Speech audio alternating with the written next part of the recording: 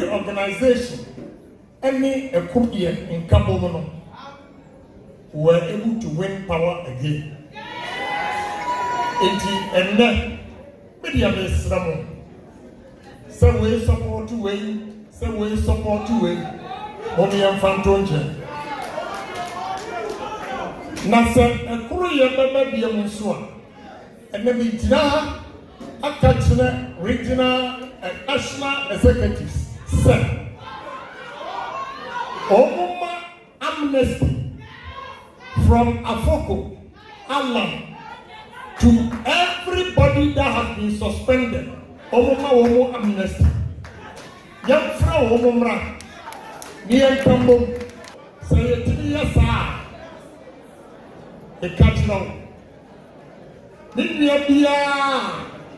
Ya suspended na nansi ya unit or ye or back or Mr. Four or number 4. Oh, has said the panel na Omo and Tuaba MA. The national chairman, former vice president, general secretary, Monamade, Apache and Mamma. Pao ne dom no wode adom yenti and also juada wode achayen kwa was say this is a day and we must rejoice in a day Yankopon ate enne day eho na wate day hu so say menu mienu ye ne baje ewo enne juada the 26th day in a month called May 2025 in the year of our Lord Almighty. And pray Some 9 minutes past the hour 4, Mamu Ajo, Mamu Akwaba. Na mesafa kwenya we so na okwan we so na madwase se wachen na no nan abo. Ekopim se no nsia ebebo yi me na obetena ase na apam soronko a me na ewo de bia me ka se covenant apam ana me no mienu ye wo se 2 solid eyes no ye betumi edi enkomo enkomo no ye Oman Ghana ho enkomo. Intino for God and country.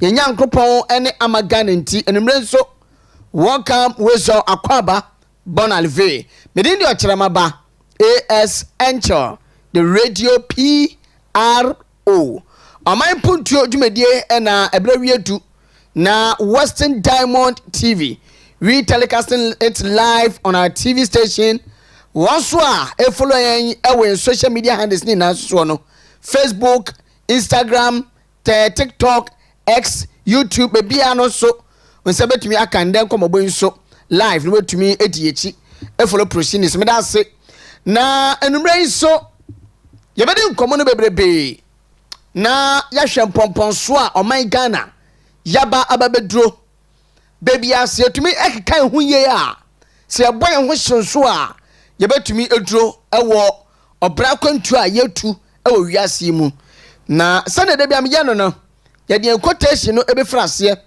na yase hoden yase hu kran ya wie pe then on your marks get set ready na ya bowura ensem no emu me da sepi mayakọ enim nti ya mfa quotation no emfa to so emfa ema me nde enumre na afei yetumi enti enkomo so on your screen aye quotation for the day and then because Bible nim Hebrews chapter 4 verse 13 how come na me no edie Onyankopon aka sa biribi bia no nipa ebe na adwen se wodi esie no no wodi ehinta wono Onyankopon no asa wonipa no sabe wonim ne woye because won tumi mfa biribi pia ensuma Onyankopon ana ofensie Onyankopon he is all knowing wonim biribi wasasi so all because he's the creator of the earth and is the creator of heavens. One the boss says about soro. Wakase asase aya ni nasu ntiaso. Enu ti biribi bia ni pebia be wasase so no. Onyankopon nim nani tua na dachi se eye esapa na wutwa ya. Eho akuntabuo eho. Se eye saboni nso na wutwa ya. Wotumi fa hinto Onyankopon. Dachi obeyi uso ahatawo ana aban obeyi uso krata ma amansai na ehunu boni bia wudi ye nothing in all creation is hidden from God's sight. Nothing in all creation is hidden from God's sight. Everything is uncovered and exposed before the eyes of him to whom we must give account. I repeat, nothing, nothing in all creation, abodiemu Onyankopon aboye wabo nimpa ebere twatwo wose wontumi fa biribia nsuo no Nyankopon, because biribia so ebebie na biribia so bedadi bejesrede na ehon kontambuo no yebebudi acho Nyankopon. Endi semayakuo jete oman Ghana shamunsa. Don't forget, so oman no yede ashamunsa se monhwe oman no so biribia mo bayan kukuo mu bia no untumi fa hinta Nyankopon no egabi be so Ghana fo besa koto santene atoaba na de mo ye no sabra no enam kuruwa no ebe ma na Ghana fo be hwe ne mo ye no so e de atoaba e de tia mo. In opposition, Samuel Okujeto Ablakwa, and they were foreign affairs minister. He said a lot of things. He spewed a lot of savage nonsense. And for another Kufuado home. And then one more power and a dawa yabo. Say a highlight for, say a rego, a dance hall, afro popo, afro beato, a dear gospeler, and then yabo, it's all my power and a was war. Yababo. And no quotation a media ma wono. Intenda media no pra kwam. Ma waten komana me no ebebe die no asiye. Because amani atimuno ya sada no enko hinta dua tiri. Na ya tutu ebo ama park ne so. Na the end of the day, wonso asamba na o ye wadwe se Ganafo enkata so. No. We would expose you and the truth will come out. We are then the crow woman no ebewa bonten. But I say now Yemfrase ewo lorry first now. And I know Saturday 24th ni ahwe ni mu se asenkafo transport operators won bete asentiade bo no so. And then okwa Ashanti region, over Western region, okwa other regions are woman fa enhyehyɛ ya GPR fo ade ban no amfa nya dwuma. Ubisa wo mo say enya fuel bo nko a and they determine the price of and I said the lorry first no. Ubisa wo mo so ya de enya fuel no nko a and amona mo ye mo fuel sam ye to spare part ye to way and na enema bo aiden pa. It is a case that if for a so maybe 20 pesos and with the materials and Jadia bonus so by 1 cedi by 50 pesos. Yeah, and the same year because one more years are a politics and one more the air and in Ashanti region. One my imagine is one the moon distance so. Even in the Western region, and they offer car a 1 year do that and 1 year war. May assure other regions and so Sana cost war. Who be so mama say and penny form with transport union anymore one more yamanya sem because they know say a baby should do ye tifu so ya catch almost someone test and jadia so almost do that be yanya because na do dan kwa kufado and the president inti ya yegun hufi ya kuna ban hufi ya dia be man nkofo hu say na do ya tifu so stay na no dwen ya ho eno nti opese ya be test and jadia bo so meanwhile na GPRTU for GRTCC for and operators here transport operators when much ya akachem say montation tade boso na because of politics now we na ye NDC for tum enti am say no yenye one man ye 10% o man so enti na say ade na dane a efe mu ba be ka kire wo mo so a enye sebe John Dramani Mahama His Excellency enye GPRTU for and a talk and de ma wo mo because during opposition of the NDC and NPP di aban no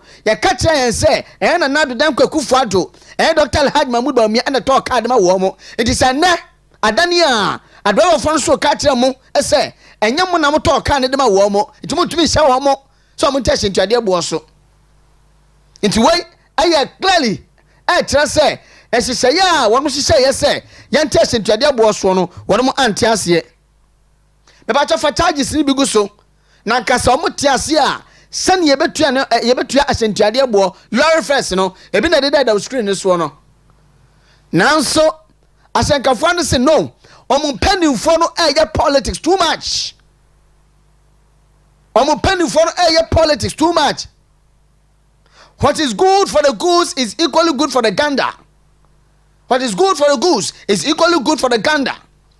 But the MPP pencil yanya dia that NDC pencil yanya some penny for no a party no interest amuo NDC munti and amuyasa. We will never and ever in the history of Ghana reduce the fares. Sana mo catch on penny for. So I'm on test on the artist watching because penny for no politics. Again, baby, I done yan fan to no cre near quadro yan can sanchina womo. Na se unia de one teso, unia be the abayos and teso, there be antismani ye. And tanda first nanka was sank on what teswa, you try lesser than that, and what said I be among yet. But yanko, GP for the cat tadiaba. But when the flip when you know, yes. GP for some men can't gun and be a word team and wash me say. They have done their part. One more from the domains of my year. One more year politics, maybe I feel maybe you don't want to say no. I don't want to so moon yet, I'm testing their bonus so. And until GPRTU, Ghana Private Road Transport Union of TUC. One must make country material for my health for say. So, Nasa Doven indica say. 1, 2, new fair noir. One of my family, I can't suppose if one and a bit is saying so. Akasa Ghana policy and on bedi share no so say GPR to for catch yen say baby we din command duro no o ma pem and that GPR to for say won ma din command do level be o ma pem baby aduro no aka Ghana policy so o ma enforce and make sure they ensure strict compliance into 2 city 50 pesos no with 3 cities 50 pesos no with 10 cities now car ni run say and driver ni want this one no yes ko post station na kwa report ni emetre no amani atimu no sa obi anya kwanya obeso de no for amenya kuo bi obeso de no for amenya kuo bi and let me borrow some of the words of A4 commander. He was here and we catch him so Okyeremaba baby aduro no yes sir NPP amanya ko no so equal to the level be say even said JPR to 4 to aba even sorry to aba even senior school no to aba I was say NPP for studio who gym because NDC for am yehunu say ekuo bi akane no na ke yemfa amanya sem efa for the mu no NDC for ba yeyi one with the amanya sem e de awuram it was say NPP so go to that agent say ya to aba na say en sorry o say suku o say be akonfo kwa na to aba I was say NPP for edom who gym because NDC for betre mo kwan no na so guys na ko say ye na ko say yes akra ebuja we dia make asa metafro ho kakra metafro sa ko ho kakra na afei ane ebebu awura ye nkomo no mu ankasa enkomo ni nie Yera Samuel Okujato Ablakwa, Member of Parliament for North Town constituency in the Volta region, who doubles as the Minister for Foreign Affairs. And they Crawford top pressure and the man say, Honorable, you said this in opposition that sir and this Yamiya Tumnabuba Bemwa Nasa any appointee. And I said, and penny for muti a buying any mono, and I said, muti a member any mono. One more at the private jets, able to choir. You would resign. Into no, say, an honorable evidence to say, Oba resign, and send your shell ball in opposition because as one no a yadane, what done is be a moon out to make us as a year. Price I got for editor to say, boss be or say, no, when to me end this abortion or so. Na ye build the point yi ebeyi obeti boshe krono ase ene de ntia ama Ghana fo to pressure edima Samuel Okujato Ablakwa se won resign me ba cha mo fa video no nto so mame na mo yisa nimfiri mu ena no ene nya ne tie se ye vice president Professor Jane Nana Opoku Ajiman after some months like I said 2 months approximately 2 months free o my Ghana mu ha now o call UK ekwaja yanhwe no wasa ba bedu enti wo hwa ono na o shorts yisu screen no so no wane ma Melodina Mahama ye ma pani hu kani ana no ma ya wa tu ana wi ye so akwakochia ye ma pani ana ma pani se ma fe o papa pa afenya kona kwatena se enti bacho aeroplane na esi akire wo no aeroplane kukuruku na esi wo no oyo nipa ba ko pa weyi na wotena mu wode ba Ghana ha na ya say sa aeroplane weyi no e cost no $170,000 old currency no 20 I think it's 20 billion old currency Ghana sika 20 billion old currency. What do you call dollars more? $170,000. And ya charter this private jet. Anybody nipa ba ko set nem na fabra Ghana ha. Na ko put the Ghana sembia o dabi Ghana sembia.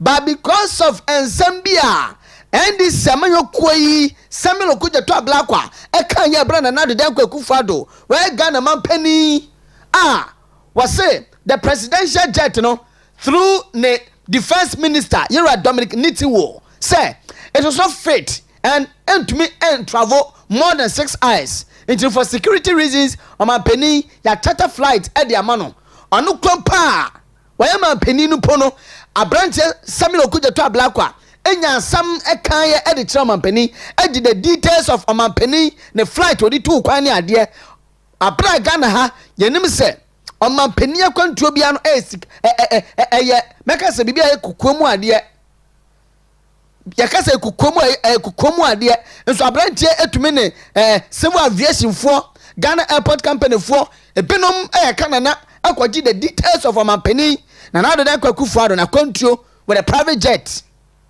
eno ti se na ana asaba omo sososo a ne ya hwe no sanka Samuel Okuja to Ablakwa ebetumi aba mbonten na wotumi abeka se ensem bi okana bra bi se oba resign no this is the time as well resigning but Musa ko airport obi mame and just on your screen sa private jet kakra kawai onipa ba kufo ene de ni tram won say ya mame si from obi asi from biem ono kwa na plane nim $170,000 that is 20 billion old currency and they didn't free UK onipa ba kufo dem mofa sa video bi ase na aeroplane phone inside no ne ade be yaduru wa mama mo de no so ya tototo so wo share a luxurious aircraft private jet that is Vesta jet vice president etinemu e de bank na hana na ebusia oman Ghana ne atimu no yada dumsom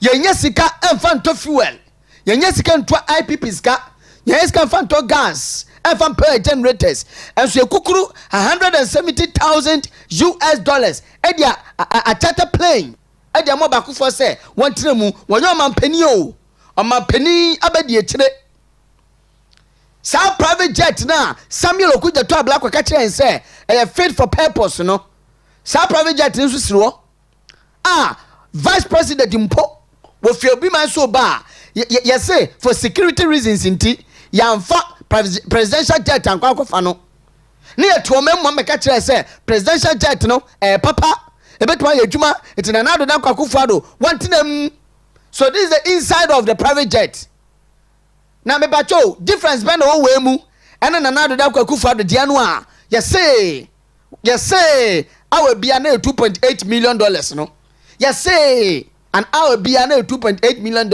wey ene na do na Kwaku Fado dia na yehu inside no difference by and a wom nti omo so man penin ne die ni sa na omo ka we ye Samuel Okuja to Ablakwa ebra no run commentary say o man penin ne private jet no o wa jacuzzi wom o wa empa wom o wa cinema wom o we wom ne ade no eno no nie but o share your vice president dey ba here difference bi anim yan to aba fama no man mu hawo yan to aba fama no ne to aba de man no ayo man penin yan to aba fama vice president bia o Ghana ha de na nanim ballot box na ballot paper ni mu ne so no ballot paper no so de na nanim mu ayo man penin and vice enso say vice etumi enya this luxurious Vista jet we edemu edifri UK ebedu o man mu a then man penin ekwa on de be so de yan na no person mo chest na do da Kwaku Fado de se bo ebefo nti ka okwa won tra praye so se chewa movie no na hwe won de ekọ but vice president there ba yaman a private jet na nado yaman penia na nanim our ballot paper so no yes one tra prayer so one tra edua so one tra hibaro mu one tra trog so na yam push no ana okasha car boot no fa nko vice president ayan to obama no na medika kasete dum so mu ne enkwada bebrenu no muti nduase esua de enkwada bebrenu no so na ebre e wo suku mu ayasabia bebrebe e wo man mu a even gloves any akade ahodo a ayam medical equipment ebinim enso yekukuru sika wei ese yafa high private jet enfa vice president enfa ntiram no enfa ne bragana a teacher for a strike all because of allowances. Rotational nurses also prepare on the 2nd of June. Also a strike all because of allowances. Baby obia principal aketuantumu enso yanka so obia ho enso omo na ye adwuma ne kase womo na ye adwuma ne kase o e wo manyim. Monkey the work, babu the chop. Monkey the work, babu the chop. A man yet miss monkey the work, babu the chop. Medica catcher say me chartering a private jet no a problem but the Samuel Okuja to black can no many information so provided yeah they no credit no credit oh man yet to send no crap paper no some no and they a bit so end this more Ghana for eto pressure and my Samuel Okuja to black was say hey you said it some months ago Massa resign I am in miss yet Ghana for next year and make a Ghana for it na and yes yeah so on your screen Vincent Ekwa Asefua, the member of parliament for Otafu constituency, former minister for local government, deputy minister for local government, one listed a nearma $170,000 that is 20 billion odd currency. Ever to my year our menu and so yes says K Eddie a charter flight Eddie Ama vice president say one bro omega namuha. They did kind $170,000 20 billion old currency. Ebe to me etua university teachers no and staff no for a month ebinimo 250 striking university staff. University staff edimafo be 250. Ebe to me etua omoka bosumi akatu ebe to me etua. Ebe to me complete chip compound. Ni asaso the Acadia enro e de gum for a year. The same $170,000 now. You need charter flight, you know. About to be after electricity for 50 senior high schools for a whole term. The same $170,000 that is 20 billion old currency, you know. About to be at 150,000 exercise books for basic schools. And so says away you're wasting on. Oh, nipa back for whom? No wonder, sir. The two samis in Andisimu, when Yakupon etra wamoka. Me say no wonder, said the two samis, Samuel Okuja Tablaqua, Samuel Jemfi, when Yakupon etra wamoka. So what's the dia? Samuel Jemfinya and the Anche, and as Samuel Okuja Tablaqua and so, Nin Samuel Kaya in opposition, no, Ghana for no etra, no Musa Elto Edman and say, you said this and you have not resigned. Adentia. Okaway, but unresigning ye. Adentia. Yanko na yanko kwasha in some Fonibia Hudobia. In opposition. Na Samuel Okuja to Blackwa. We feel say woye bribi. Na what the ama NPP aye unpopular. NPP aye tatantan. Our God of friend so. No first one here me pa. No the toast one no. Ha me no no momenti kanko. Ghana for ayatata NPP tatan tan Ghana for akoto abedi etia de NPP ene ensem okeka ni na no ani aboabo no a ya to de amane no me ba chaw mom ye kwa kwhwe sa videos ni bi Samuel Okuja to abla first one no ebere no wa Adom FM yes yentie mimra Asa pelisizwe simnyama Bosa famisize sabatu Amole wa nichole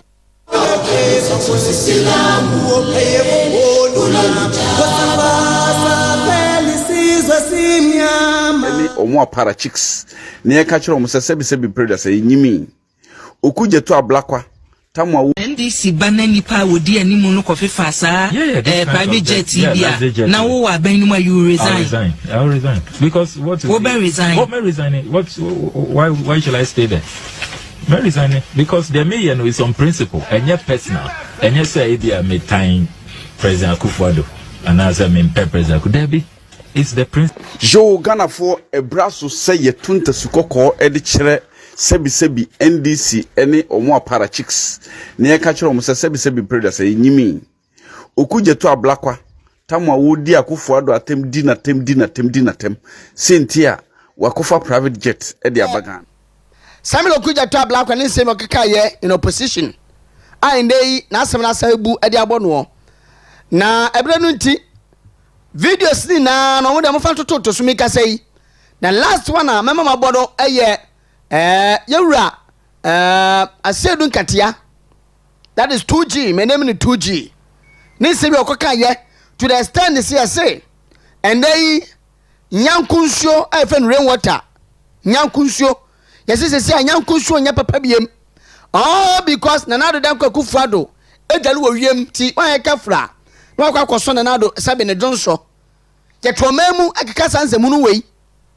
sanne nyankunsuo rain water enye papa biem all because nanado dan Akufo-Addo rent private jet and wo dwan wo wiem nti wan kafra pe no akwakoso nanado jonso me ba tomofa Samuel ye friend say I said look at the video no enfantos ne ntie ne semi okeka ye in opposition say nei aba mo benso omo penso na nei vice president achata eye private jet e den omo ye de afa wo se video na ready a mun roli me name no 2G na mo fanto so fama yen yewura asedun katia and nei waye chairman for the NDC in opposition criticizing another than Akufo-Addo say ne don so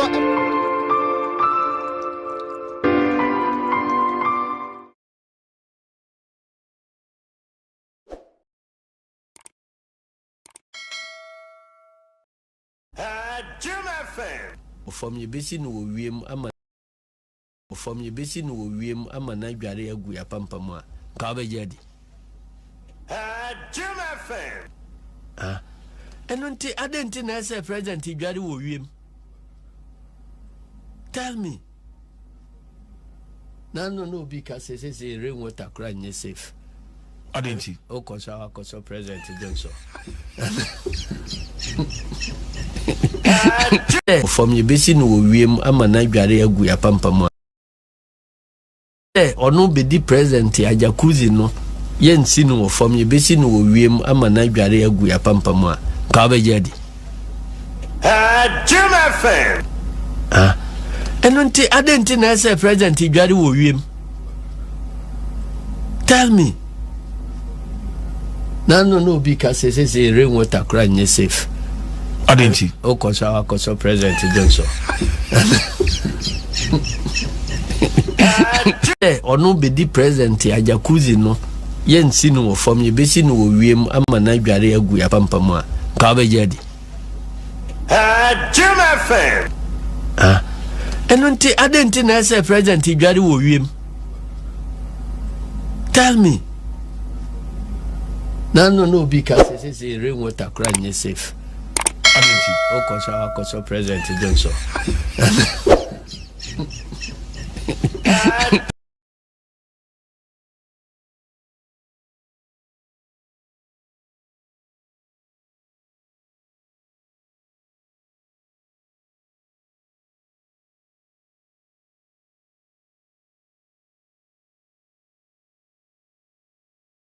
womo ama yen presidential jet no ashada anye papa bia asama ba ne yeka no sa na womo so eka to defend themselves and the woman ba ne nan kanfua no Ghana fo be make verdict yes the true verdict no e Ghana fo wo e bra no so a na Ghana ni no kwa kire ono so ne tumi a wo e decision making e wo man mu a na ehunu ba bia Ghana fo so be ye decision dia me da say ma yetwa omra na e ba yet the second part of Oman Mpuntuo dwumadie no ebe hye so eti amameda sipi yada ne ho abesisi a Electoral area coordinators, any polling station executives, members of the New Patriotic Party, communicators now,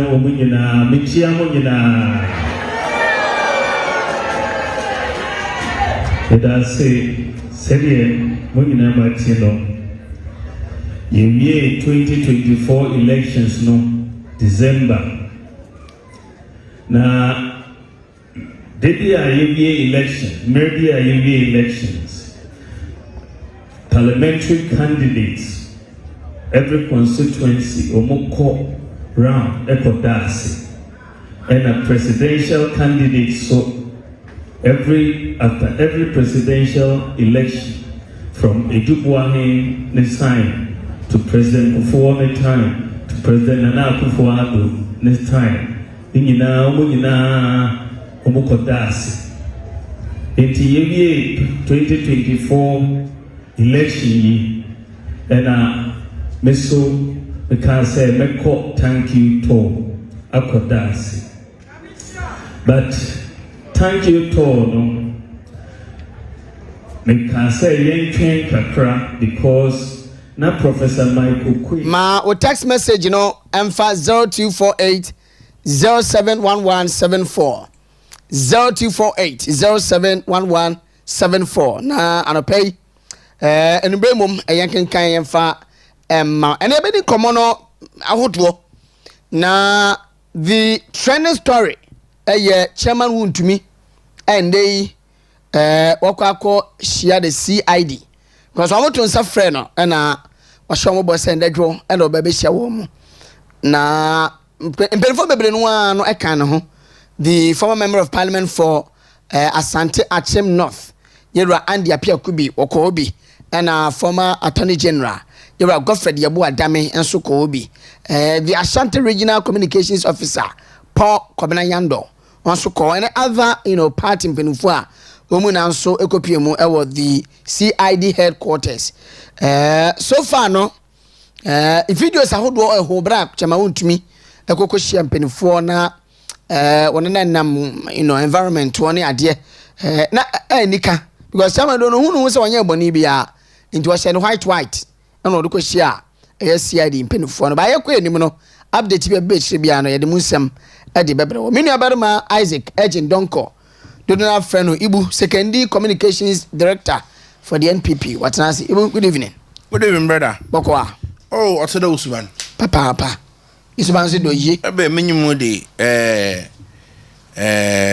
ayaka ese ala vista na they no okay oh the chanting or Arabic nekano Arabic ne de alhamdulillah din can start sa let's say ajagraje ya no me sanin off me sanin off sisi Accra na graduate intime de graduate what the crack on is what Kubala I know your title o de duru wa mecheche ma Kubala na ya na abo Hebrew mpe na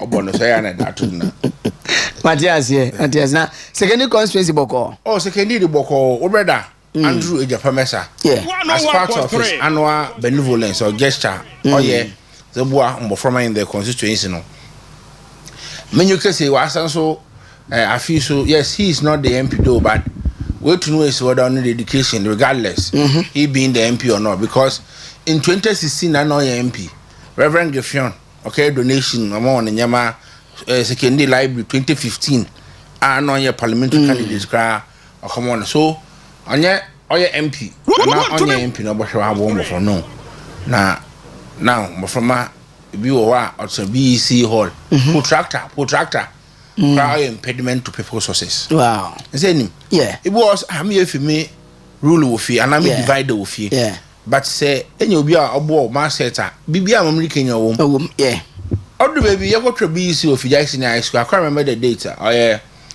18th mambo date 18th May to 22nd and you ba me fa I remember when we went there I was having some mates you want mathematical set you be pre-technical skills So the many na ya nyama obo papa nti MP o sekuni former MP the senior the official or chama assets na ma oye mbo from was sekuni constituency. Nice one. It tells us how good he is when it comes to education or from wonder because obo school from boy first year ya anam ka do be free entry school fees ala with ya for mbo from was sekuni.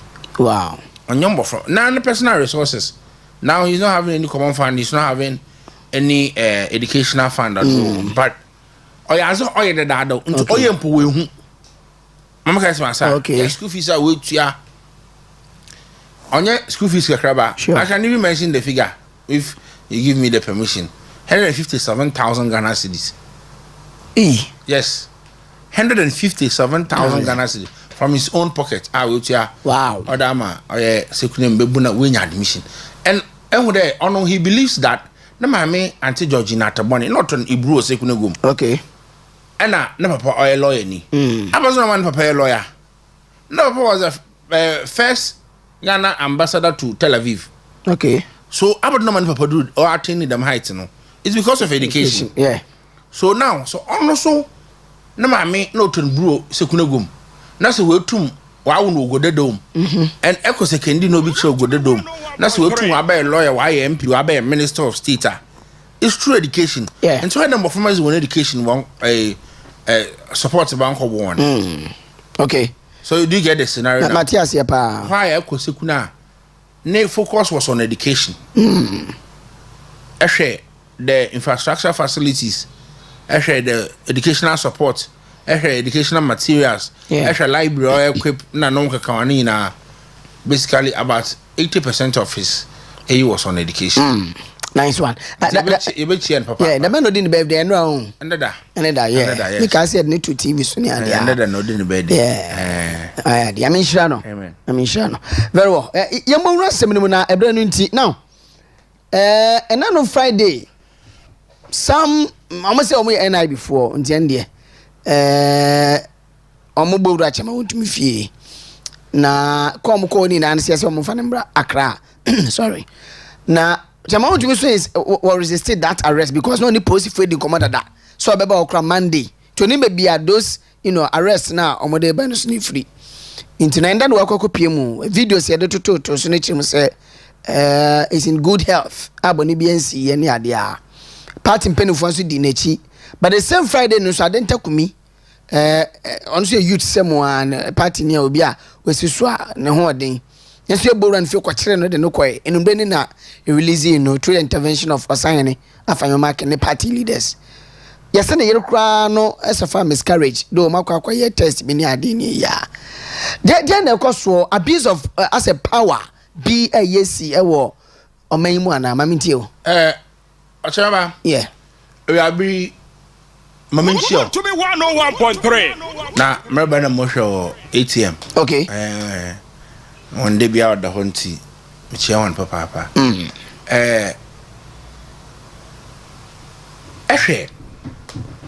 President Mahama. Na Mauritius. Ami oyem hu. Ami dem basa ye na Morocco do no. Oyem hu. And the NDC. Revolution time. Ebeka ya ukafa judges bi woni fie. Yeah. Okay pa. Yanti won ka bi ma out nda ya nyoke se ana. Won ba na won na nom na yehu okroma ha. Ehu wona. Owi ya obi ala nyim. Ekonkro wonam da. Ozuwi. And the President Mahama beka extra Ghana for you there. When it comes to unleashing violence, because NDC was born out of revolution, and we all knew what happened during the revolutionary era. Yeah, to trust somebody idea. Go, yeah, my menom. Yeah, one be see him. Oh, chroma. Yeah, my menom. What should be one year kwa yehuni biem. Yeah, judges, learned, level-headed people in this country. What someone aduna? Yenyi masimosi revolution na. Obon kofu won nyama dongo mi. Yana nanom yana nan kanso no ma ebinum ayeye mebinum anka won ba na won nanom yeah and this urban one revolutionary tactics enti why am I President Mama Kajino ho? Okay, check on the Funina there. NDC was born out of revolution. Yeah. And when it comes to unleashing violence, no one can match them. Yeah. And it's a 2019, Adakulu. Yeah. And see, one was at work and over what if you ready? Okay, what has happened? Nothing.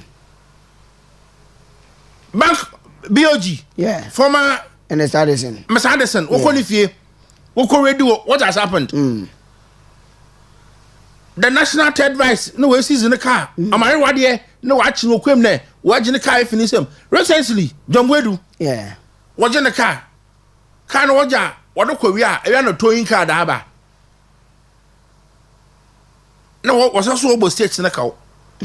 What happened? Coupled with what we are seeing now. What has Shama to me done?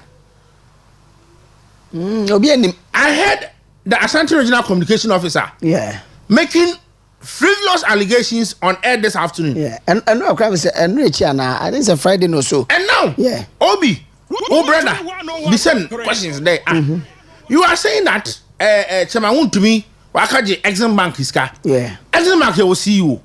Have they written to Chema to me? Have they issued any statement indicating that Chema to me about the 10 million cities or could you bro? Oh yeah, no radio no do.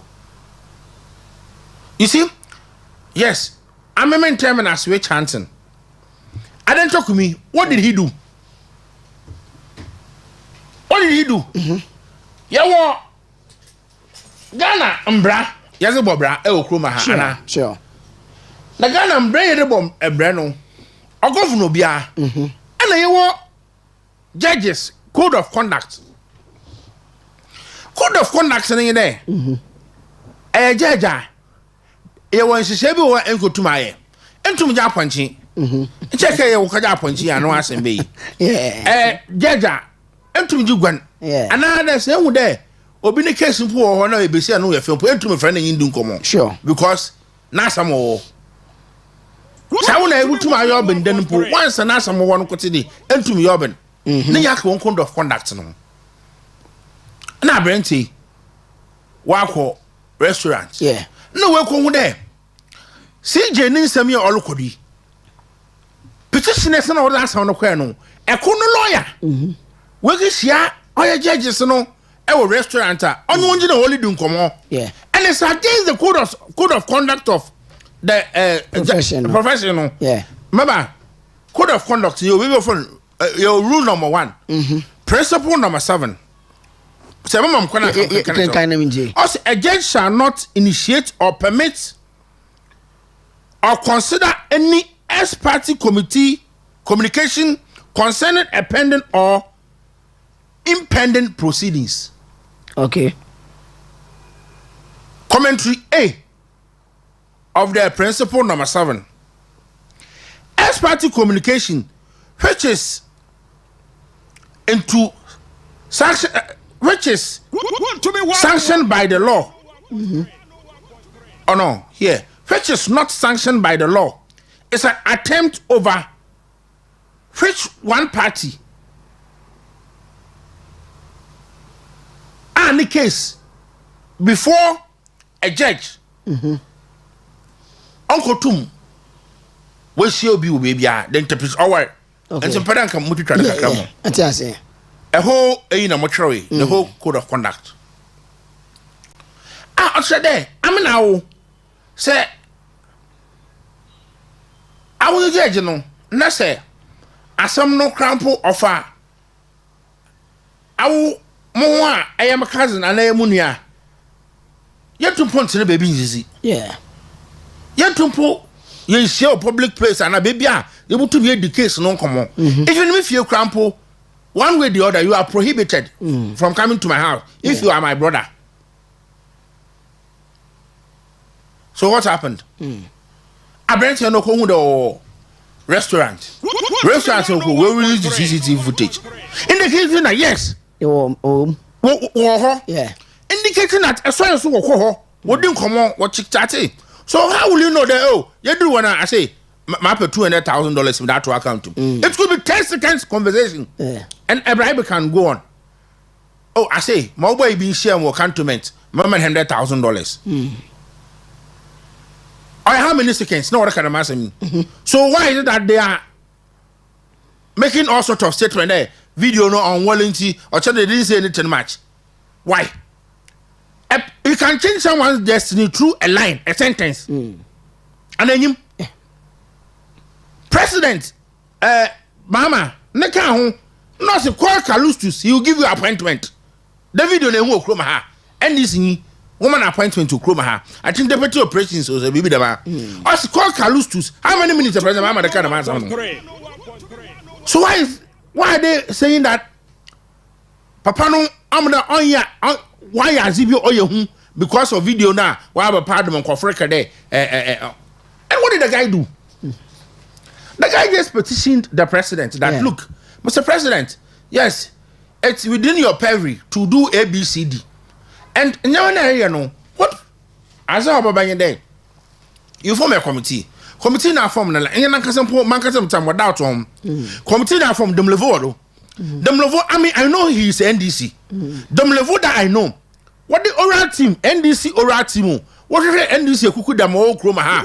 National security for what can we na Bevlola to new account. A good to black on your account. Blemevo was part. So if you want to form an independent committee to investigate Supreme Court, CJ na sama, why do you add them level? Okay, on the card when they raise the issue there. Now, committee has said judges one code of conduct. No, you may be aware who don't confirm. Oh, we bra.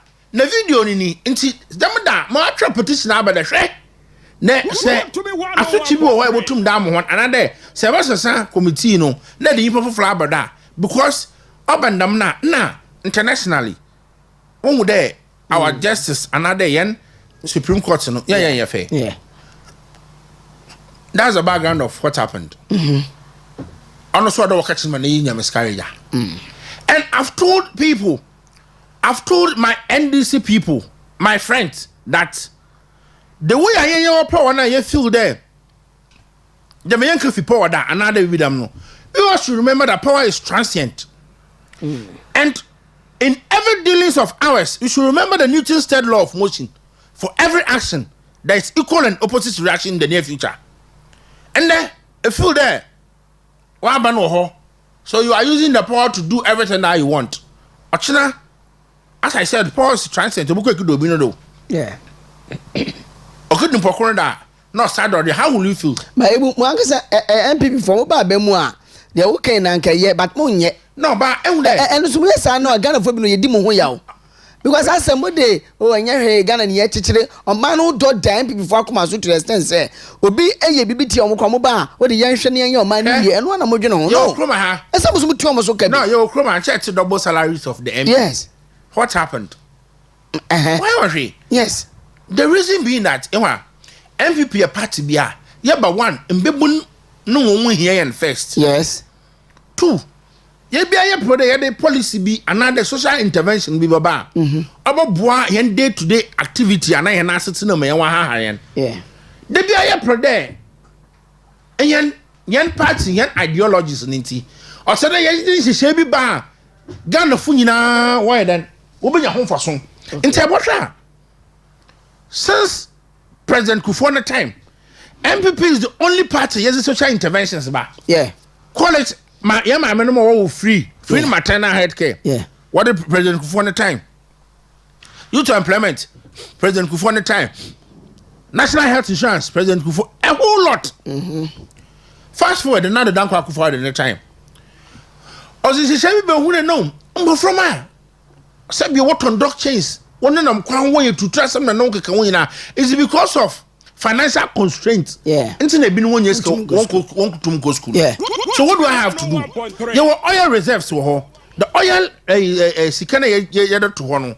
Why don't we use it in investing in the future of the country? Yeah. That is your number from where then. These are the ideas. These are the measures you do put in place.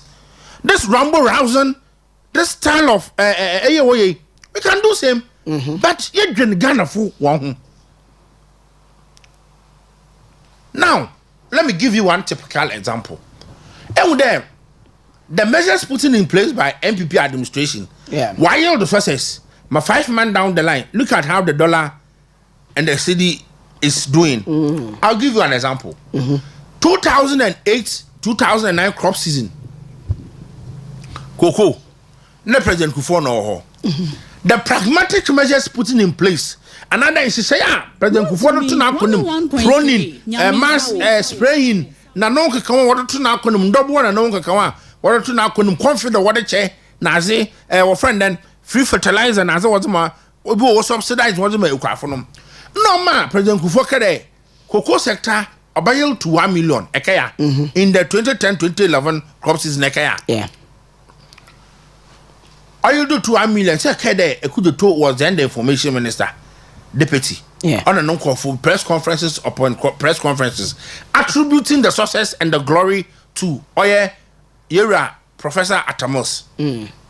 Fast forward 2016-2017, crop season was 750,000 metric tons. So if Oyawana wants to say, why didn't they increase the tonnage? Why? Same is applicable to what we are seeing. Second can fetch. One report was there. It indicates that the good for oil policy, the policy at the 17th June 2021. Yes, by the bottle oil gold. Good for him, but I think it's 2022. No. Launch here. No. Is it 2022 or 2021? 17 June. Yeah. Other sense bay. Yeah. Through Dr. Mahmoud Baumia.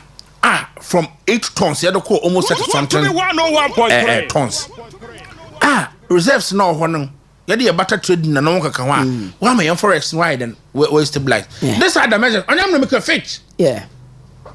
No okay. Yeah. And they are saying that policy na them have been way twem na. Wa magano fu nyina we hu e bi today them good for oil no. Yan dollar no go 15.5 again. Do you remember? Yeah. And see abana ba. My yes na yedo tuo. About 10 1. Now, secondary schools. Do you know that was the Uncle Tueska? My brother was GSS. Your last one, GSS no. Uncle Tueska. Now, so no. Last year, Malamakanda officer was Skibia school. Yeah. The provision for Etomana, or also the people here, because near the Bano, the words when fine tell on pet, sugar, Yamano. Now, all school are urgent provisions there, my baby. But maybe our pantry honor, or also one wire obefie about the Yama coming. Because Amanda don't know they say by now about 1 year from Pode. Or they could to school fees. Yeah. I was secondary school. Now about 10 years from Pode, or they you could to your admission fee out the very secondary schools. And so MPP, but yaba, I them they chase them frivolous in your menu. Yeah, but we think about how we are going to manage issues. But say you are better management of our managers of our country. NPP is the better managers of the country. Yet yes, you.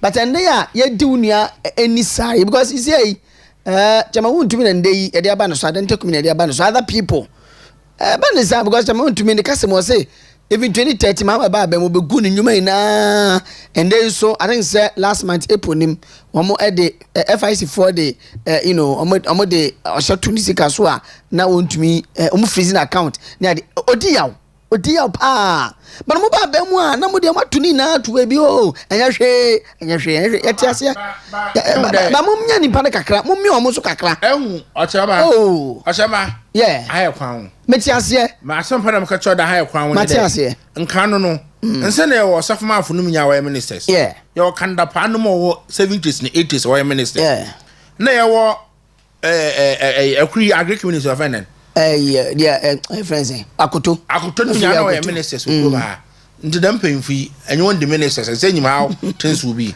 slow now NDC they've paved the way why enyema bi yeah and watch the space mateme da say yemfa komo ensi na yakue nim now messages in bebre no na etrupi in was say nipa boni ni di oman so a oman ni si apene no Bible aka no ye no krepa Mahama 2013 2016 the same as 2025. Achawa, good afternoon my brother.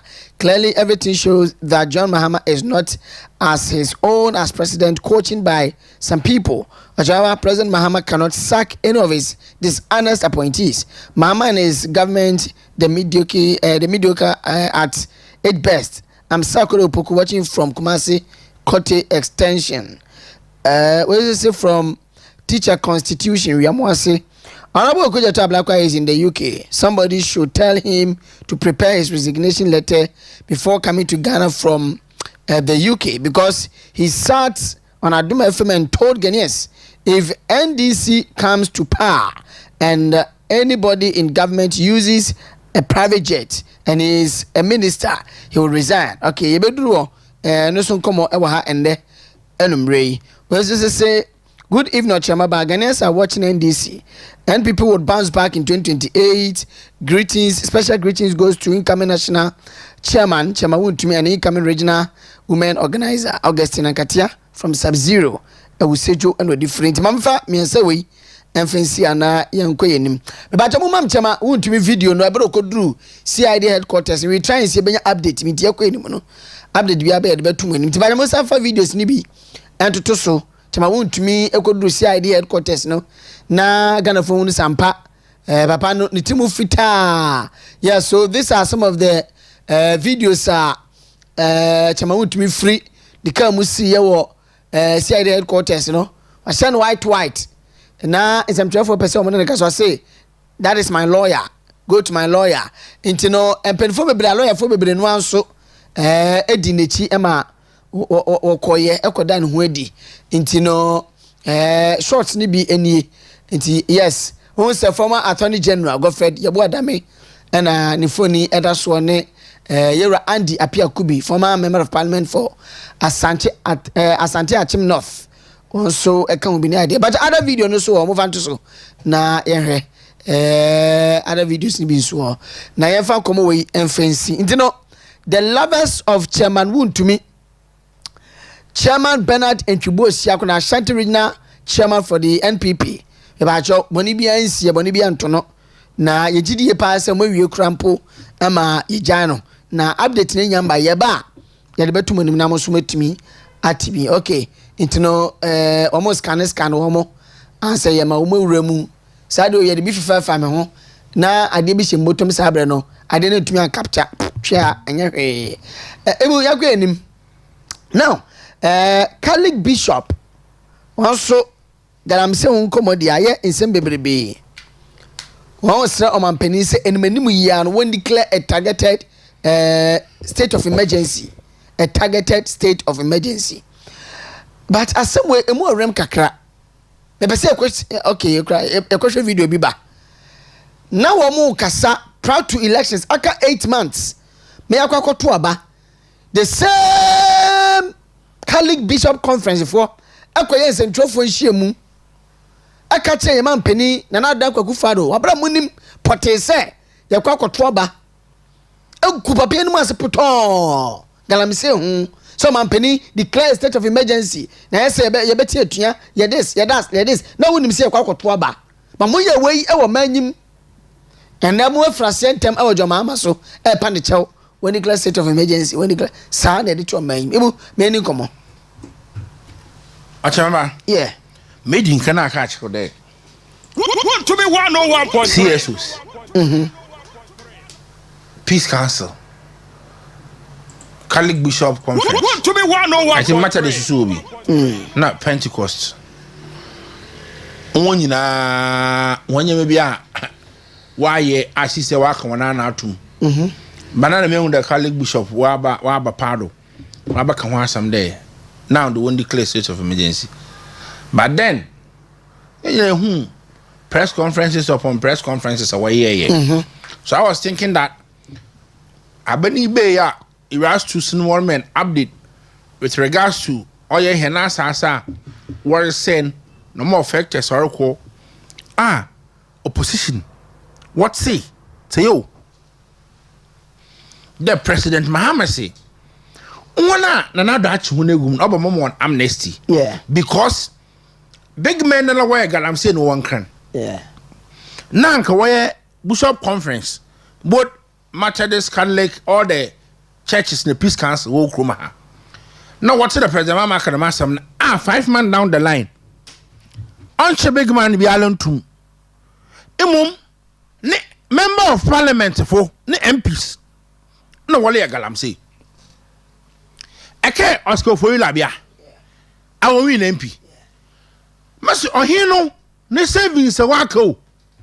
Other na account him wa memfima real bank no he ni kai de go to gwan odu twa empine su okromo I in last savings so wa memfima real bank o he ni kai odu ko twa empine su okromo what you can say what you nesu and this MP onyamio na American and this MP no we twene su okromo because of abade what's all the saying soon say asase okromo because of galamsey. Enyim wase kropon empia ofano amankwa. Okay. Yeah. I think Nicholas was Nicholas Amankwa. Yes, okay. Anko fully galamsey ma task force ko wa. Wo fra MP no mo intervene. Enti ochema miso asomon che logical reasoning was cool. Asas no yan wo dia. Yeah. Anko fully galamsey wa ban NDC aban podo wo stop galamsey ko galamsey. Number four, the task force are about fighting. Why do you have to intervene? Why do you have to intervene? That's our interest. Why they know me? Our interest. And so, what to my banana for no one can add no empinediano or no quite. Yeah. Constituency chairman would do corner offend. Yes. Live TV. I want it on Facebook. I'll stop. The law enforcing agencies. The moment no constituency war because well bo ambana mane. President why enough from. Yes CEOs. Yan Bishop Catholic conference and onka kan waka ba some for them some no. NDC social media activists be who producers we obo ndi natural. Wo video no po we obutum that do. Telling the whole Ghana, America say obutum that do. Telling the whole Ghana that NDC regional chairman of Ashanti region, onyum constituency chairman bi ala oya galamsey. Enti akubi oya ne do bibia ni kan kwano ho. Wonye nankasa because all say kan kwano. Na dem chairman no poda ne yilpo bedi oye wo friend then MC ewo area ho. Onyam na American NDC social media activist. Ebona wo MC a wo video na to. Coupled with allegations I want the baby site Piaba Ochade Joseph Yamindia fresh excavators was it war. And Sana Moabe Beba Land and Natural Resource Minister Nankasa Akonu Krumwa. Hey, na me ko ngalechi. Akane elembele constituency. Akwa elembele ho. Mako pa. Akwa ese kwa hifa. Ngalechi. Aka ho. Akenya. Na fa T1 na T2 ho no. Tikobu ho. Na ko ka se mo lokodo ho. Minister na no kromo. Onye de Minister of Tono. Na no krom. Yeah. Masa kono na ho de ko nifie o jan nifie o. Or left hand side dey. E kono na ho ni nyina wo tu galamse ho. Minister na no krom. Nana ne wo ngalechi fe nana mpenye ne. Bese me mpenye ne bibisa. Okay, so video na wo kan no na that screen. Video na MC. We are. Yes. Okay. Nana ne ka kire me play say. De entie ne krom galamse adoso ho pan ne say. Anya de mbebu no beja galamse ne ye ne eja na ochina all because atoabo gas. Amoba ye operations omo ye o masase so. Nso mo fa mo nipa ba kumpo say ejumam. Ana flare no mo flare gas no so no ema enam no adwane akoba bia light no ewo to mo ko eposusu a omu nyanam jama youth no dodo na galamse na omo ye and MP no ya aware say on fa obi awo atoamo gas wo galamse na youth no so ohene na ka kire direct e fa no na kwanya ne o ngaleche awabo constituency Elembele constituency. Elembele no constituency na abem no. Amakofibua. Amakofibua I have do Okroma ha. Minister for Lands and Natural Resources. No constituency o must galamsey what to ho no. You have no idea. So when President Mahama and the NDC party comes to tell us that they are come to fight Galamsey, it's a hoax. Okay. Hey, remember I'm not sure. I don't know them amongst President Mahama or support Galamsey or Okroma ha. President Mahama or Tenkofu or Nechi no way Galamsey. I'll show you. Okyeremaba. Yeah. It's a you there. President Mahama Bakacha and the Oboru Pili Elia. Galamsey no nsemi na o me. Okay bia. 2462. Okay. Okay pa. More the year campaign Okroma am Otonkofo na so moto abaman. Okay. Okay, now fast forward. Osina President Mahama aba. Na often Brevian ko parliament da wan then won repeal. Your Okroma ha no already budget. Na o ka chen na we yi levy efiwo. E-levy onye airline or ko parliament or pass e-levy na mo be Mbra, yeah, enacted into a law. Yeah. Anna, yeah. Betting tax. You were Elia betting tax no ye no can win our were you part of the Elia? Were you iron betting tax in full Anna? Okay. Into Bia on support Galamsey. On 10 Kofu and Enchill, don't want your Galamsey. No catch and there, I'll be airline if you will. Temo.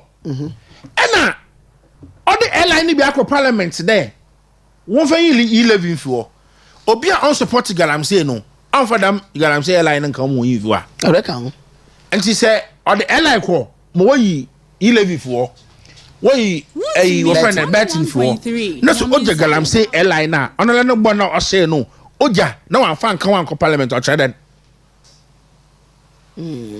okay o nyina so o chere den yeah. Okyeremaba ma NDC fu etu ho egum na won say yenusu won say yen forest no ofodom ende kwahwe the one said works abandoned down no gi almost 200 and something million euros the one for expansion kwahwe Galamsey nti kwahwe akwe and projections are na dwumo saponom friends of reta body and abada for 1 year Shade, Ghana would be 2030 record, Yaba Krensu. President Mama catch and there. MPP for the Wale Galamsey, Anna, Okyeremaba. Yeah. Okay, nti. MPP for the Wale Galamsey.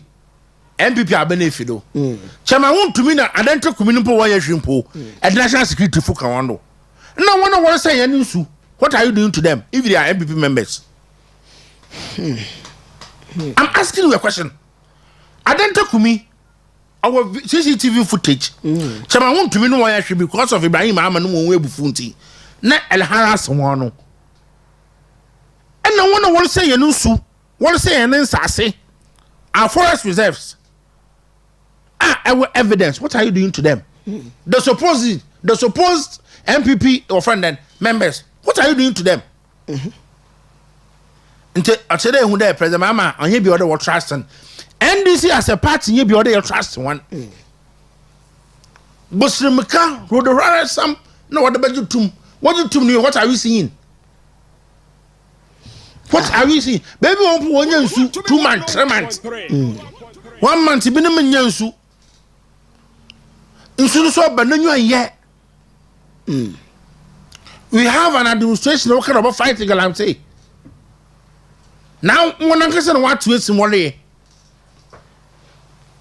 Auntie, colleague Bishop conference, hey, when I saw no account, I will hala President Mamumbuan. Roman for Okroma, Ombu members in Pono, the Bishop conference. What you saying? Okyeremaba. And you come and President Mama Bakacha Roman, my far.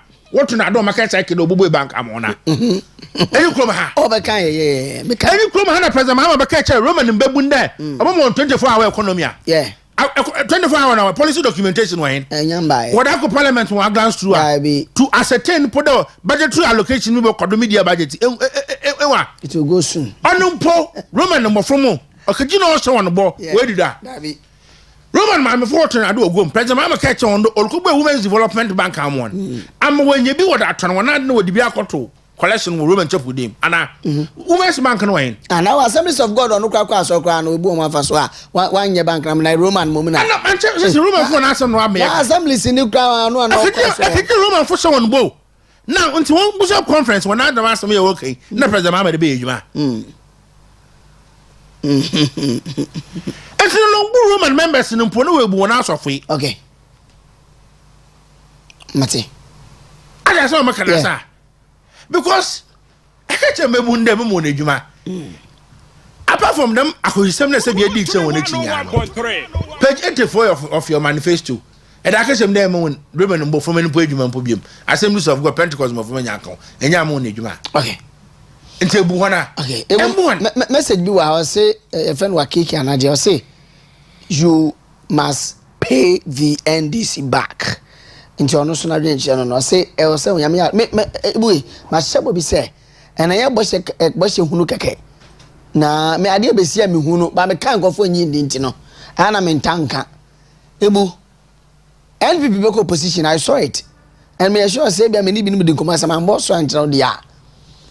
Anande mase hunu se 2028 ayo tenachi ye ya NPP eba power na Dr. Alhaji Mahmoud Bawumia ana mudin be break 8 no and I'm telling you today you can mark it Dr. Alhaji Mahmoud Bawumia one day didn't be break 8 ana ka be person who break 2024 no one day didn't be break 2028 one beba 2032 on one so and be di mampani you can mark it on the wall but you best say mo ba mo dia mo ya mani ye krampo wi a NDC for be the muntu omoso ka na Ghana for ni beje Messi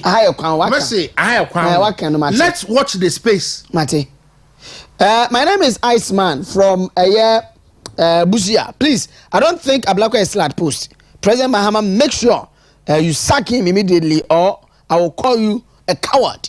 Inti Ghana for the line no omoso mefro ohufo you are a faint-hearted president, a coward president. The NDC people will be punished for their talking in 2028. This is from Tiger Tichimai. And also Eddie Abba. Achaba. Okay, so uni makeka with the quote extension. Sakodu puk makenka with the no. Nice one. Okay. Yanko yanko no. Yeria the way tribiano na yutumi edisa enkomo no so Eddie account. Go for interest wo mu para so am dey akwakwete no. Samuel Okujeto Ablakwa and the two summits in NDC aminim yakopon frase oyi omoso krata sameje finya ne de last month no ana Okujeto Ablakwa ana sameje fi de kra this month ya ana Okujeto Ablakwa so this month ya ono so enya ne de aketua na ne yakopon wotuatu no ka baako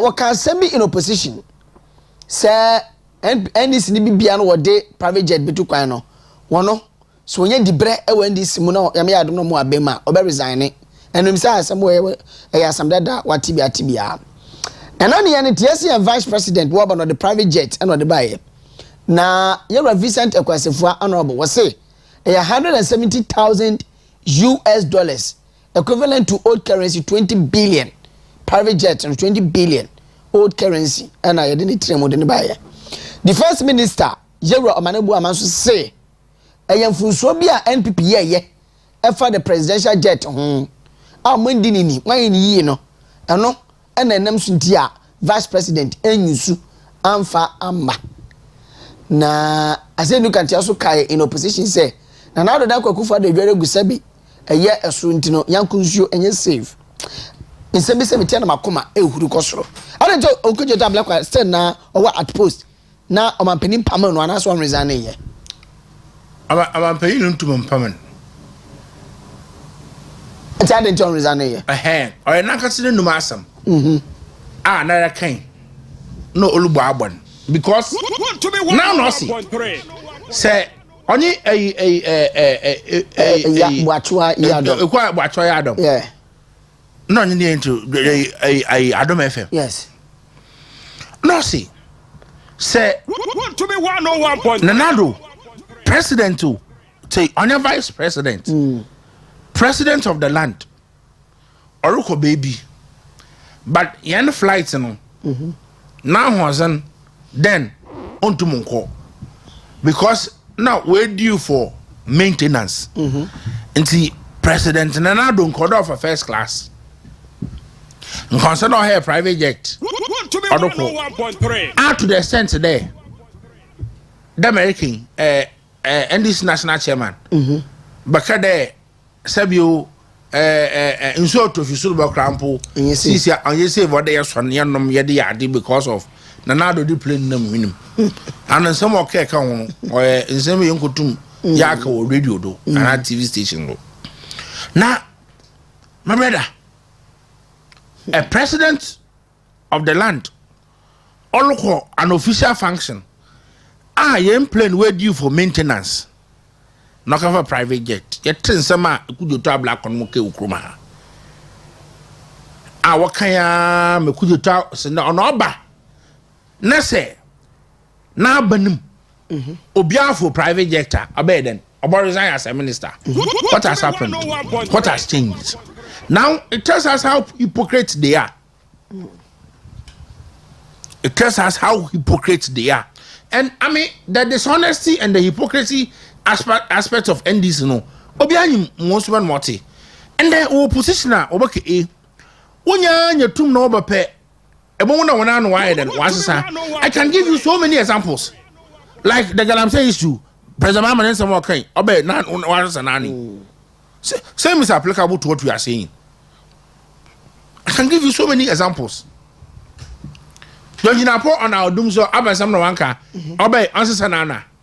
And to be good king, and he's not going to resign. And yes, the Peseke channel. And they are, I think, Ghana embassy or an our mission or embassy. We're closing down. We're closing down. Yeah. Because of us in your being Kodi and I say temporary. Temporary. Yeah. But I as a minister no. I can send ya. The man your man on Kodu now Wagana Hano. Etna you've not resigned.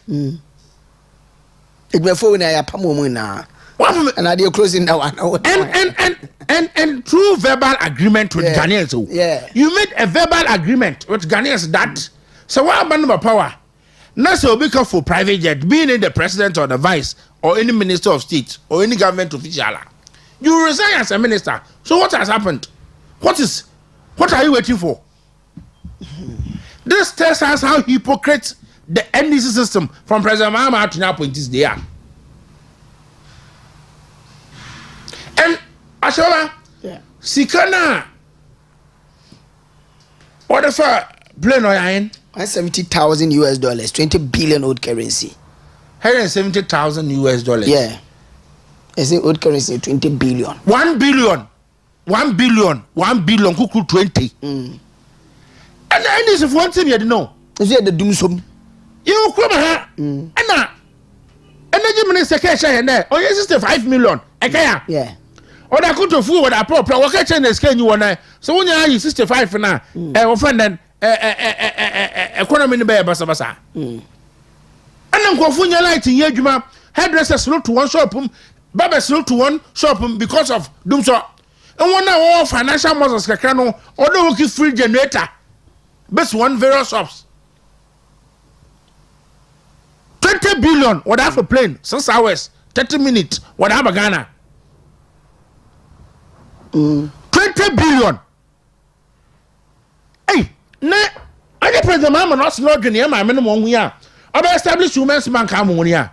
Back in that's it when you are no, can I send them? I am fantastic because I'm a for Nana autonomous. Okay. And she said, I'm not alone. No, for turn. I'm not talking you be no that from her. Yeah. And I'm from where so from point, I'm from where or 2 actually be no put that brochure. And I said, do my more. Oh, my, I'm sure I never knew for Kaka. Oh, yeah. And see, I traders one bano. Yen how the man not to have been one also want to try one. Yeah. You will statutory payment. All look for 5 months, 5 months, 5 months, 6 months in the year me. Why sit in pom quite? Now the statutory payment no.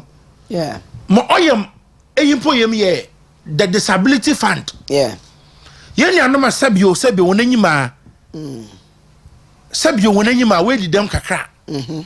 One fund that wasn't one 5 months in your unquite. Them fund now what do you call school for the deaf? The get fun aspect. What is education? The school for the deaf. 3 special schools. Nazano. Them fund didn't be your 5 months in every worst come quite. But it took you 20 billion. I did for plane 6 hours Bagana. Hey Ghana for we said it. You're too unful. You can't. But when saying oh, my son Dominic need to Mr. Dominic to Omanabuama. What you say? A NPP for Subambone and send your more presidential jet, no? Because near and I do to me, so by near the bottle Africa and the African country for president no Ebi. Sana no Moko. It's Subambone and a presidential jet in the time. Young Franco servicing because I say a fit for 20 years. It's young and son and Nama and they vice president Eba. I see a Tata private jet, man, because it is not fit. But another person there, no, say fit. Only a true swear the two mega. And the American. Yachum, no look one. Yachum, no look one, because us in there, actually, reason or the mayor, a fuel tank and warrast. Yes. Why corroded? Mama used the engineering word corroded. Now, so corrosion they take place. What is corrosion? Fuel tank and now this brings us back to Ahmed. Ahmed Osoloba, I see Asama, pardon of a fellow squad to Kaya. What's in there? Plain the tie. No, I say. What pay with him? In Toronto, Timberland or Ghana or what's that? The plain type or pay with him. What's that our land? Hey, politicians. I'm not the land. Hey, and then they even a plain type when you punch and when we were. What was that land or was that what our land? I told you the way plain lander. Hey. So, no, so all lander. Also, do also form no. Also, plainer. Waka lewa say onya puncher ned na mpo ndo we awoboro na na planer ode o move ibo 865 kilometers per hour. Wow. Yes. Plane share say if you for Turkish air wo mo ayininya 865 kilometers per hour. That's all land with maybe bare 300 and 200 and 100 kilometers per hour. We call 100 no at the bubble breaker. That's all tie.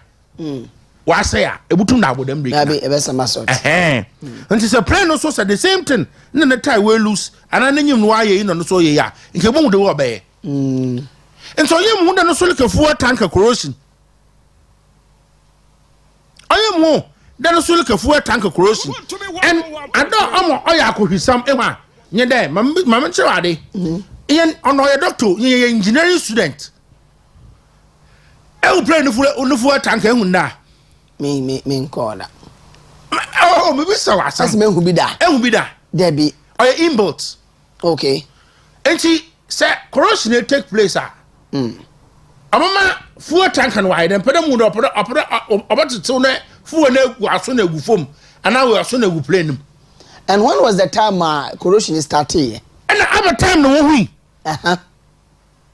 Since I am for 20 billion, the banu, no one there. Plane why corroded. You said the inconsistencies. As some of them don't see that. Go, must go plane either engine the ever and fuel tank or. Some engineer and here, you know. Let's have a man of fuel tank no. Let's say, I know the most on the more why corroded man. What the fuel go foam on a women plane no ogu foam into one for plane into can. I could some, I could for a bedigan is car 20 billion.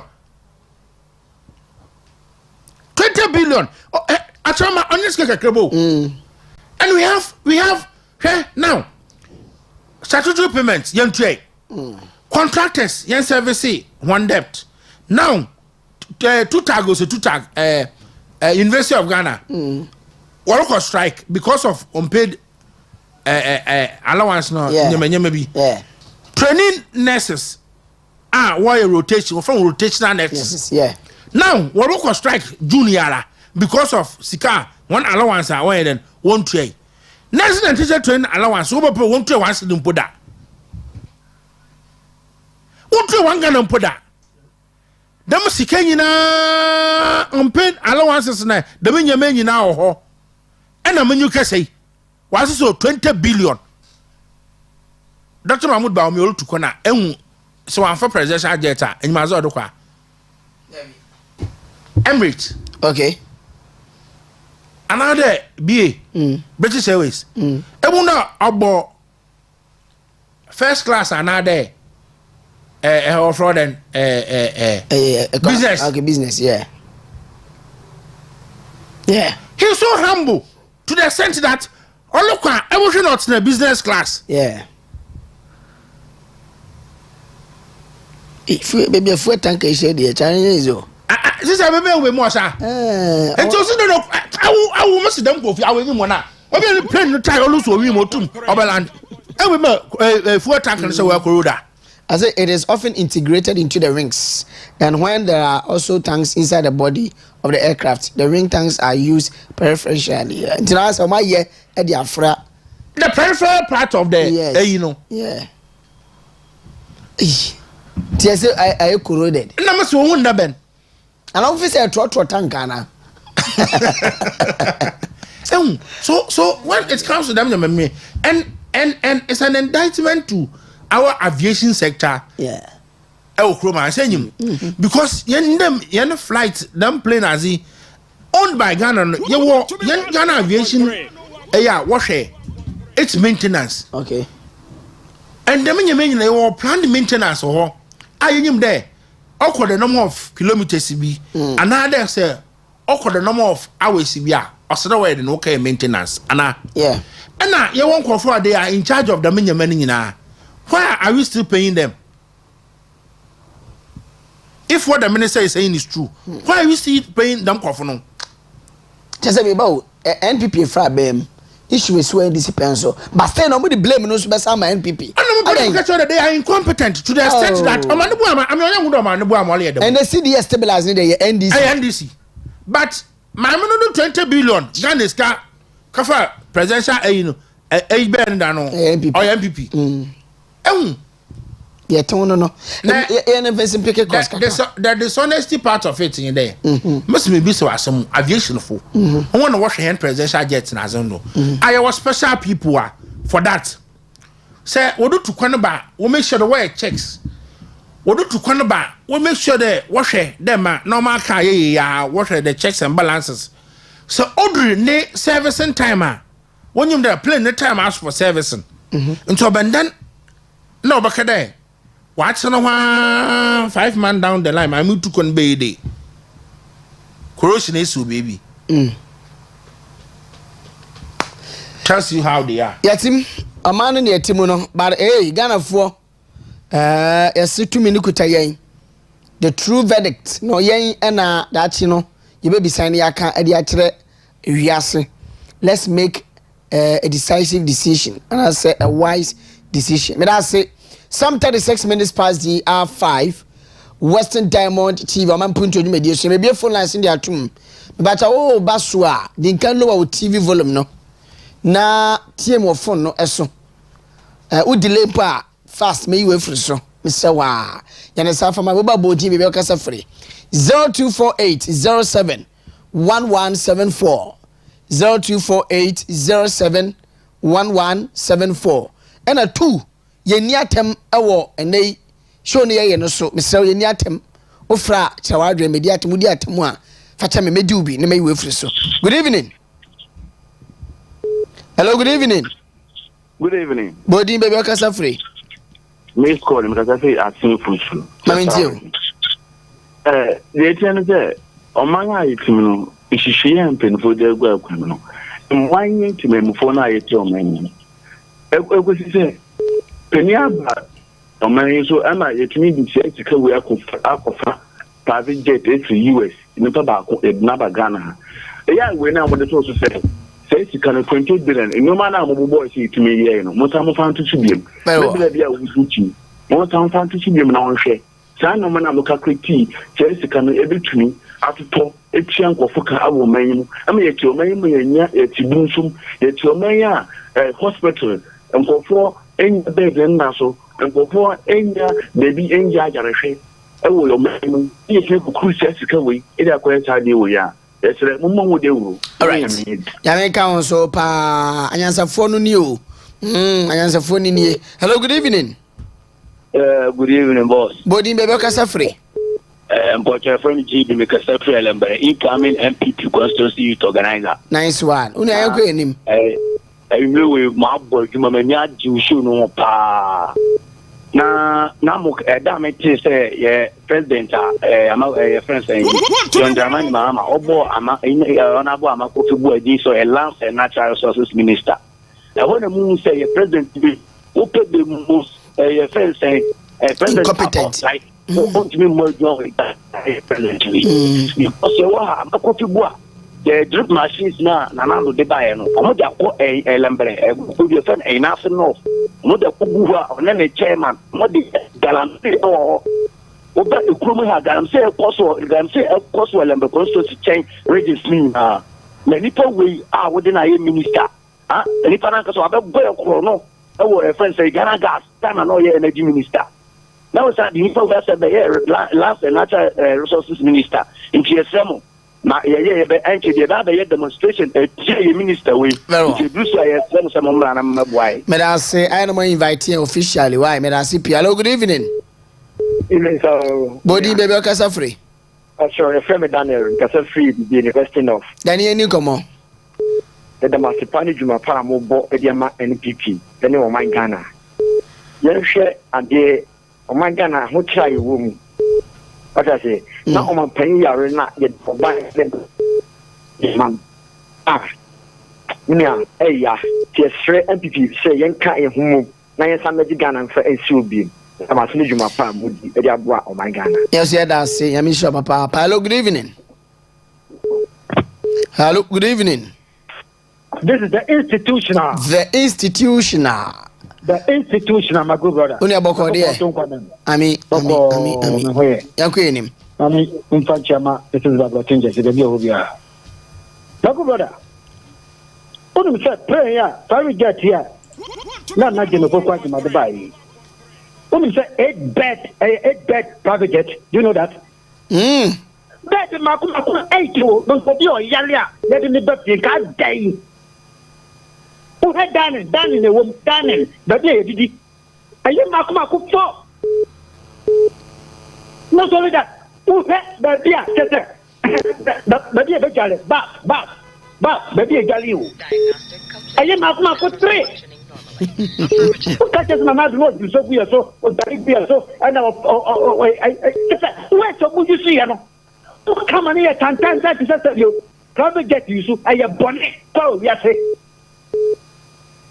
Omanebo ma oka na asem omanebo ma onu so okofo first class national last week which is a week okofo first class kaza mahama kaza na point mo bia for first class okofo first class okay na okuje talk the less the better nigga we no kaza we dey 25 million 250 million e ko dey mutu ye tie na so ko dey mutu I believe that such a guy.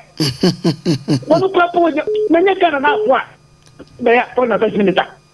And no sinner, minority, and do not appointment to know. Yeah, boycotting. When it's some just boycotting. And then the day because of my double. Can I say double? She can move double. Everything. You believe this couple? All right. But good better. Yes, sir. Me say, we have private jet now. Private jet now. Me say, but then now Bokwa Jimai. Conference center room. Los Zero Conference Center. Mateuni amena say, Maunia we sure mu bi. Good evening. Hello, good evening. Otie no ho, tie wie uya no asan frɛ why. Hello, good evening. Hello, good evening. Good evening, Bebe Kasafre. But I want to get a from Accra. Mori from I mean one. Oh, young papa, my papa engaged me friend, honorable Jogati.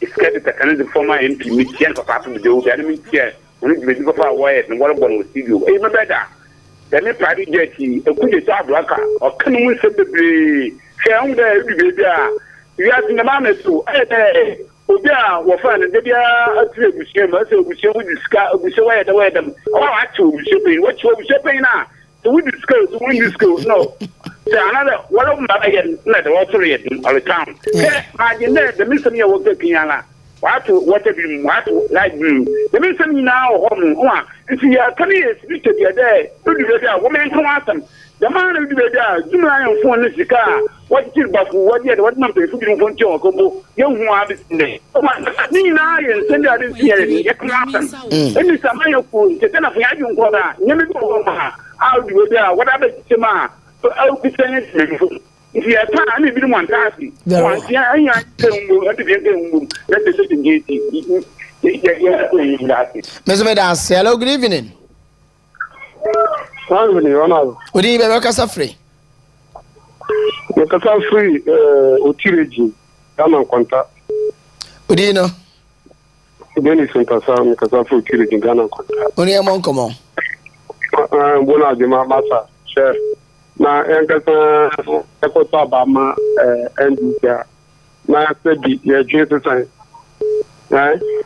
12 onipa we aba na komponta sanka no bo funi mbuso amenu na beto o ma wo yusu dum so na zo ya no so ko to aba no hey MPP nya je ko bibiya je ma ko to aba no ndi me ya ya no wa na musa ya ka ka ma ko mbuso ndi ya ka so e triso Ghana. I mean, Papa, Medasipi. Hello, good evening. Hello. Good evening. Yeah, man. Udin baby Kasafri. Yo, but your family Sabzum because you said you aren't away. Sabzum any come on. No, but you for the communication director, Barnabas, Honorable Barnabas, in the channel, so we cheer the MPP party leadership or anti-West. Let me say, to go back about Bana or San Baudo. Who could you talk about a blocker, mobile or train, or snap another? Listen, deal with the entity fighting Giano, who face the problem. I'm the Mom Canada, I am from Babuna, or my age in Madrid. Message to my own to me, our Bano, one who walk on this one of the papa. To my own to nobody, not my own who walk on this one of those. Not what possible form. To all the Chama of the man, entity, may Inshallah 2028, and there's never burning. I'm a sad entity, anti-West beautiful. Madam, from the party because every party go to my boy and really nanda mukasi or the cut off from no hospital down and walk. In a mukasi, just want to do all book. Nina and Papa Papa, yeah, a Kono area. It's some with homemade madam from the degree. Inshallah, it to eat. You must have a power, Medasi. Medasi, hello, good evening. Good evening. But you didn't be Kasafri. Because your friend is Sister Debbie, Miss Pepe Bogosto. Any comments, Debbie?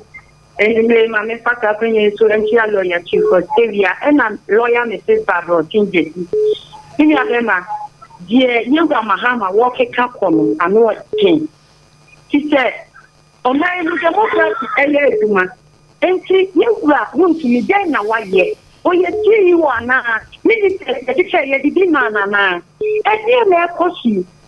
Your friend said, Mahama, you say, and people ban on you when you see Ibrahim Mahama. And the contract is solid. Oh, be the king, you man. So, beyond the catch, I don't know that you were willing to meet that. So, when you begin that, or when you begin fasting, so you're making your trouble do so. No, when you're Satire, no. Never know, and near also we have Magana or any phone. When I'm not yet quality, and near that is the map of the one who you won't fear. But don't go on a bar. Party members of the watching because me Jamomo and Famamuno and Shamusasa, Ghana and Yomodia. Medasi, is that I mean, Papa? Hello, good evening. The radio PRO Saint Okushambo. Radio PRO. A dinner wa bono me bomb pay amount say $20,000 and me to account to me numre. Hey, I'm kase papa ko. I don't pay private jet. Yeah, my private jet or be them alcohol. Enchill, say it. Yeah, me also papa. Na yo kase. Na akoya sunkuno nchia. Nyafo Joe Gatti. Eskaka kanya me papa. Nchamba da kwaransa. Nchamba lawyer azukia bwama nyako. SNP. Na onabo kwabi. Igo bi aso ya me ayen kase papa. Che NDC. Wa ke wonde embe ni nkato. Embe wo hwe wendi nkato. Ngadam akushisam azanya chu. Ameguna worigunu onche ye papa. Yan vice president. Wakota po aba. Ane de oyobia do de nyamadum. Nyamajinesi musune center osusu fanu ina nyamajinesi. Name all bambom no wakota private jet. Piaro wacha 1 hour na ka no onye skakabo. Piaro wacha 1 hour na ne ka teno ketem no. Anya ne kakabo 1 hour no. Na Ghana fe do dum so mu. Ghana for you want to say 24 hours economy and that Women's Development Bank and that the best for my pension on the mama. Never you don't Ghana for some for no. You papa be on ye. That means the papa or baby papa be on Ghana for. Get off your case one day. Papa, I do not know, but I could know him. Okay. The Ghana friend say, Keba saying about that. All right. Oh, yes, we're cheap now, so here. Yamoto aba papa na MPP ansa mo so ni dwa papa ndo na kuna fo njanka onyibi onye yindado wasufla na abrabo bi da so nyam yejuma ya me kan so papa memfa we nto asa. Hello, good evening. Oh Onipenia Jewa Heba just for you manpower capsules radio you Yankopon kan ho ami na eka Director Iduho. Oh, yini ahe unim bibi. Memtio. Chama unjumi waho. Sisi usiki sa unjumi so. Yangu punshano. Ese eradia kano ho. Yene se wa mami fi pa kwenya ho di mami a. Bitumi edi bombe edu teuro. Edi bombai uji wa Heba Center ho no. Nyami shano na bibi asun we bitumi no. Nta kwenye so na minchia honorable Dr. Takoradi documents and right man na basti na minchia ya do kwa ma na honorable Katrina Seku awon so wa ba for women organizer national na kema ntimi de ya no chema no ebe koso national TDB and one am better para chema de sia William woni bibi aya na NDC square and of Ghana for abama NDC no asi enu bi fu se enu atuaba enu aba o tuye ne de yanga se kudu nse ne mu se shidi a yidi no jo e de ne ko tin da ga hu memu a amo kese ama ende bayire aye twinkan ya ye ka o ma no ale bi ado o mso o mu ne wo so enze mo e besu ni ya ga na ko e de so o mu sa hwe President Mahama ni subanya o de be do and one is do. Shedding a champion, or Kaya, and what's a Labana, or the Guanamo. Shedding Asa question and the national security of them. Onkajan and Pipina one way, shedding a question of Galam system as is going to control. Maybe I never said. When I know they say the Amayin and so my Ghana food in any asset and in Suania who were keeping women. The friends have the one in wine. I think that they get on the inquiry. My was about yes, I mean, that when I mean, check a teacher Sophia, original director at my EP, Yaman Canada, you know, correction in Yambaye, dear no ye. Last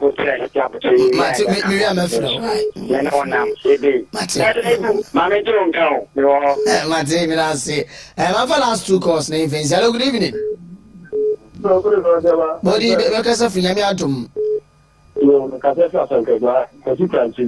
Was it any come on?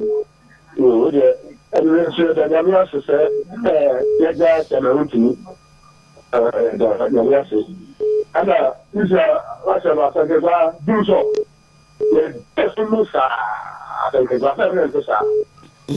a good movement of okay. Yeah, I know, especially what I told nobody do anything at the DRM and the papa.